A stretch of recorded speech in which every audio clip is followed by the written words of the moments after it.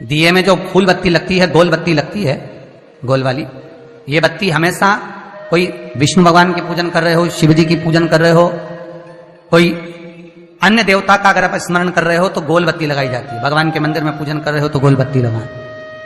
लंबी बत्ती, लंबी वाली जो बत्ती होती है, लक्ष्मी की पूजन में, देवी पूजन में, जितनी भी माताओं की आप पूजन करोगे, जितनी भी देवियों का आप स्मरण करोगे, उसमें लंबी बत्ती का प्रमाण है।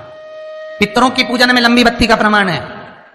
पितरों को कभी गोल बत्ती नहीं लगती है। आप मटके के पास में, परिंदे के पास में, जल के पात्र के पास में कोई भी अगर दिया लगाएंगे तो वहां गोल बत्ती रखकर लगाएंगे तो घर में लक्ष्मी नहीं टिकेगी।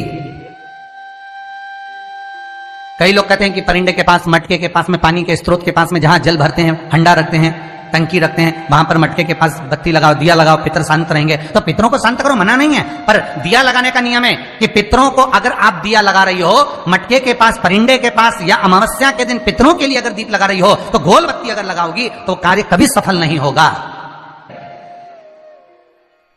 धन आएगा जाएगा, टिकेगा नहीं।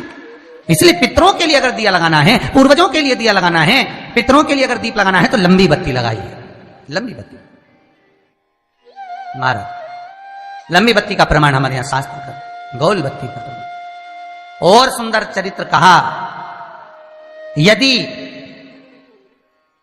आपके जीवन में बहुत ज्यादा लक्ष्मी से तकलीफ है, कष्ट बहुत ज्यादा है, या इसलिए शायद कहा जाता है कि भगवान को सर्वश्रेष्ठ कौन सा चंदन अच्छा लगता है। आपको पहले भी कथा में कहा, आगरा की कथा अगर किसी ने सुनी होगी तो उसमें वर्णन किया है। भगवान को सर्वश्रेष्ठ चंदन कौन सा, भगवान को सर्वश्रेष्ठ चंदन कौन सा प्रिय है, वो कौन सा चंदन है जो भगवान विष्णु को लगाएं, राम को लगाएं, कृष्ण को लगाएं, वो कौन सा चंदन है जो श्री हरि को लगाया जाए। तो जीते जी भगवान विष्णु एक बार गले लगाते हैं, उसको कहते हैं हरि चंदन। कौन सा चंदन है? हरि चंदन। हरि चंदन बाजार में नहीं मिलेगा, हरि चंदन आपको बनाना पड़ेगा। कैसे बनाना है? तुलसी जब सूख जाए उसकी जड़ को निकाल लिया जाए, वो जड़ को पानी में धो लिया जाए, धोने के बाद उसको सिलवट्टे पर, पत्थर पर घिसा जाए, और घिसकर उसमें थोड़ा सा कुंकू, रोली डालकर तैयार कर कर जो भगवान विष्णु के मस्तक पर, कृष्ण राम के मस्तक पर लगा देते हैं, और उसकी एक बिंदी अपने हृदय पे लगा लेते हैं। जीते जी भगवान एक बार उसको गले लगाते ही हैं। हरि चंदन प्रियता।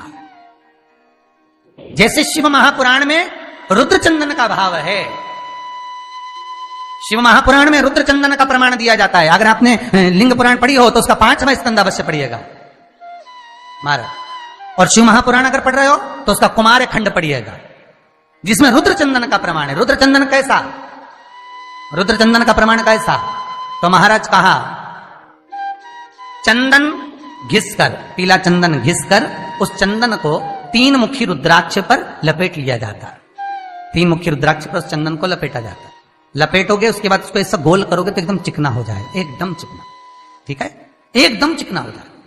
और वीडियो को उस चंदन को हमारे चैनल को सब्सक्राइब आप ऐसे शिवरात्रि के दिन, और कोई से भी महीने की शिवरात्रि, किसी भी महीने की हो, सब फलदायी होती है। अगर आप पंचांग में देखेंगे तो शिवरात्रि लिखी हुई आती है, हर महीने शिवरात्रि पड़ती है।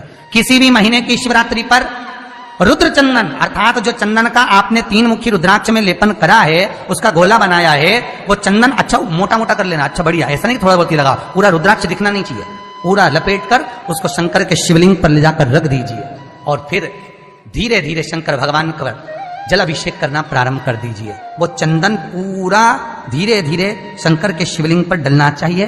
शंकर के मूल मंत्र श्री शिवाय नमस्तुभ्यम का जाप करिए। यह कहलाता है रुद्र चंदन। इस चंदन के अभिषेक से महाराज जो काम नहीं होता, आप कर कर उस कार्य को प्राप्त कर सकते, सिद्ध कर सकते। रुद्र चंदन, हरि चंदन, रुद्र चंदन, ये वो चंदन है जो जीवन का सुख प्रदान करने वाले, हरि तत्व देने। मंगल है, राहु है, केतु है, दशा बेकार चल रही है, लक्ष्मी नहीं आ रही, कष्ट बहुत है, फैक्ट्रियां नहीं चल रही, कहीं मत जाओ, मेरे शिव की शरण में जाकर एक बार शिव महापुराण को पूरी सुनो, शास्त्र के हटकर कुछ नहीं बोलेंगे।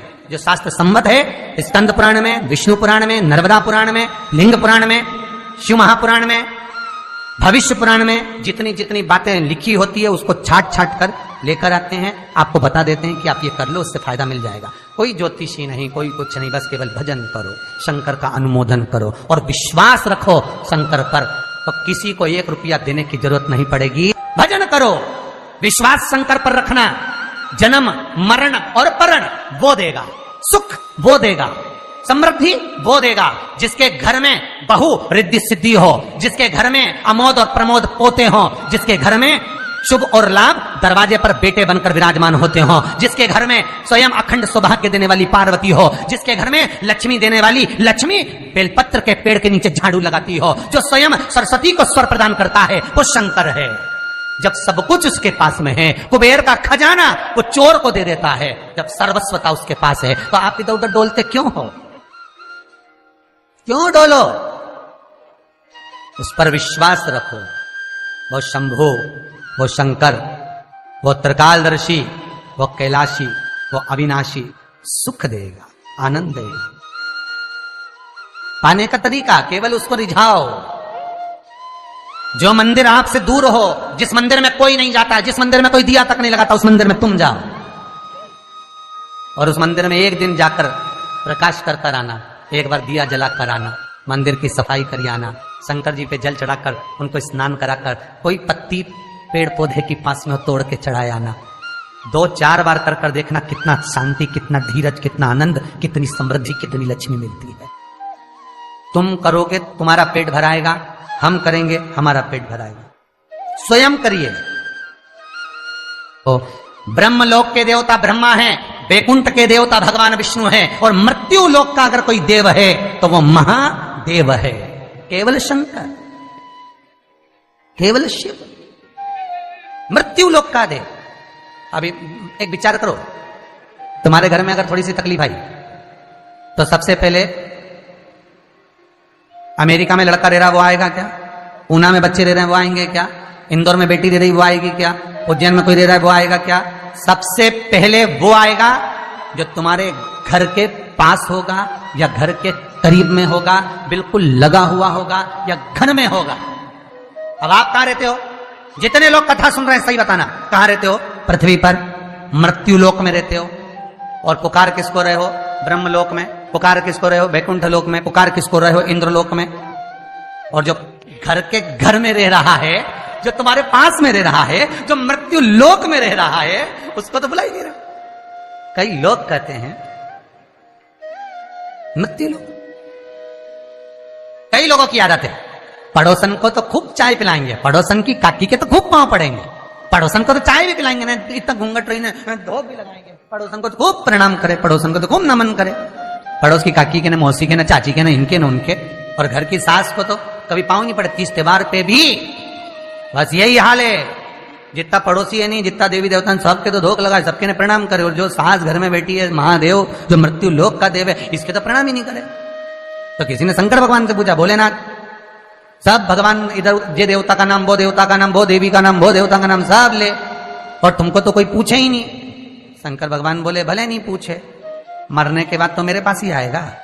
मेरे ससुर ने मुझे श्राप दिया है, दक्ष प्रजापति ने, शंकर मैं तुझे श्राप देता हूं कि तू शमशान में निवास करेगा। शंकर भगवान कह रहे, मैं तो शमशान में रह रहा हूं, जीते जी नहीं आएगा तो मरने के बाद तो आएगा। बापड़ा ऐसी गीली लकड़ी में जलाऊंगा, 3 दिन ठंडा नहीं करने दूंगा। आ मेरे पास, कब बताऊं तेरे। और तुम देखना 3 दिन तक ठंडा नहीं हो, पानी डाल डाल के ठंडा करना पड़े, जब जाके रात में से वो हड्डियां बटोरना पड़े। शंकर जी ने ठंडा करे, जपा दुनिया को जपा, मुझे भूल गया। जो करीब में है पहले उसको बुलाओ, साथ वो देगा। जो तुम्हारे पास में है पहले उसको बुलाओ, ले जाकर हॉस्पिटल तो छोड़ ही रहेगा। मृत्यु लोक का देव महादेव शंकर है। कष्ट भी हो तो पहले उससे कहो, दुख भी है पहले उससे कहो, रोग भी है पहले उससे कहो, अदालत में केस भी चल रहा है उससे कहो, पेशी करने जा रहे हो पहले उससे कहो। उसको कहो कि मैंने अब तेरे भरोसे पर सब